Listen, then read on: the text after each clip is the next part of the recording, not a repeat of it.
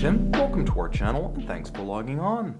As we continue our journey through the Hublot catalog today, we discuss the Hublot Big Bang MECA-10 King Gold, a sensational combination of 10-day manual wind caliber with twin power reserve displays and King Gold case with the Hublot Big Bang one-click lug interface system. This is a versatile and intense timepiece, a watch that is crafted in Hublot's King Gold Red Gold. And if you've ever wondered what the difference between Magic Gold and King Gold is, Magic Gold is hard and yellow bronze.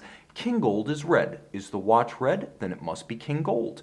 When the first MECA-10 bowed at Basel 2016, it was a sensation.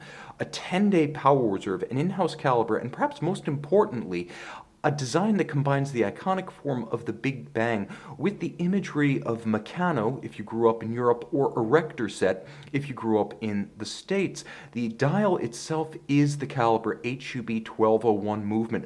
Open, architectural, layered, and exquisite. But the watch is easy to wear. Outsized personality, outsized dimensions, but not sufficient to dwarf the wrist of an average enthusiast. Hublot well understands that you can create a bigger watch, but not a bigger client, and therefore you can see the 45mm case on my 16cm circumference wrist is natural. It arcs around the edge of the wrist rather than flaring out. So though the case is immense at 57.1mm lug-to-lug, it curves around your wrist rather than flaring out awkwardly, and it's not nearly as thick as a 10-day power reserve would suggest. At 16mm thick, you can wear this one underneath a jacket cuff.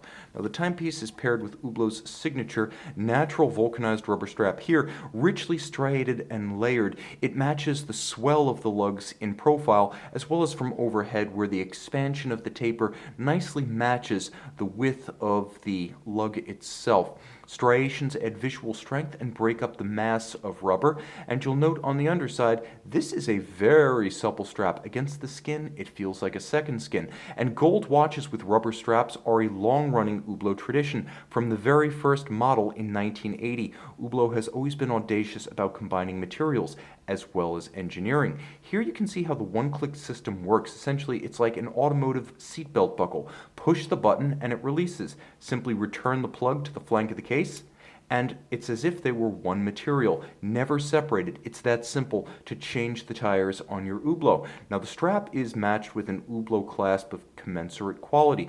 You will note two materials, both precious and conventional metals, internally blackened steel and nicely executed. You can see there is an Hublot H pattern to the inner chassis, so attention to detail strong with this one. You'll also note that twin triggers are required, depressed on both sides to open this clasp. Not friction fit and not a cheap clamshell. This is an upscale and very secure clasp mechanism. It's also a clever one, as you can tuck the excess length underneath the clasp. Once sized and buckled down to fit your wrist, there are no minder loops externally, and there's no excess length showing. It quite literally just folds underneath the clasp, as you see right here, and it stays retained that way. A smart and aesthetically economical design. Now the case is designed to be anything but economical. Lush, layered, architectural. It has the appearance of a machine brought from the inside out. You have the case back, the mid case, the composite inserts, the bezel gasket, the bezel structure itself, and capped by the Hublot titanium H-pattern bezel bolts,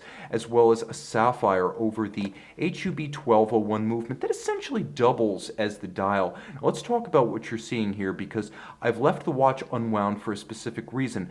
The balance with a downright sexy fine adjustment mechanism incorporated, as well as the twin power reserves, are the focal points of the dial, and you'll note a rack and pinion system driving the power reserves off the twin mainspring barrels on the case back. Let's talk real quick about the movement. Manual wind, 10-day power reserve, 2 power reserve indicators on the dial. The watch is fully luminescent for nighttime use, but you'll have to turn the lights on to see power reserve 1, which traces the full 10-day autonomy of the watch, and power reserve 2, which begins to show this red aperture after the watch has fallen below 48 hours of power reserve. Now, as one would expect with a watch endowed with 240 hours of les oeuvres de marche, the winding does take a little bit of time, but it's time well spent, as you'll get to interact with your Hublot in a sensuous and direct fashion that owners of automatic watches can generally only imagine. The power reserve of this watch also makes it an excellent option for serial collectors of Hublot. So if you want to set your watch and then rotate through your collection, you can pick it up a week, 8 days, 9 days, almost 10 days later, and it will still be keeping time, ready to resume its tour of duty on your wrist.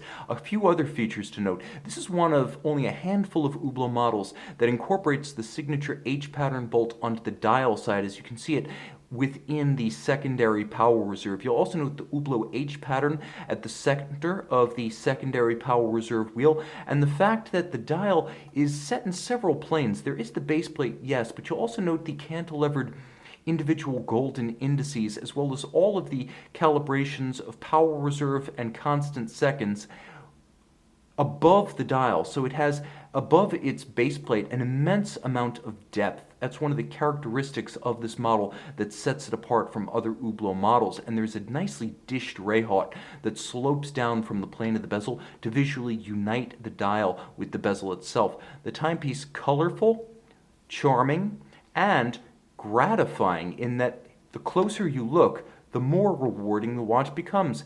Caliber HUB-1201 is fascinating, and this is really where you begin to get the erector set or Meccano aesthetic. The skeletonized bridges on the case back, featuring a coupling system for the twin mainspring barrels, which by the way are open, so you can actually see the coiling action of the twin mainsprings as they charge and discharge. And you'll also note that all of the bridges have been gold plated to give an aesthetic that's consistent with the red gold of the King Gold case. 24 jewels, entirely handmade and hand-tuned. This is a high-performance machine from a watch that celebrates its mechanical aesthetic. This is a toy for big boys. See it and learn more on our website, govbergwatches.com.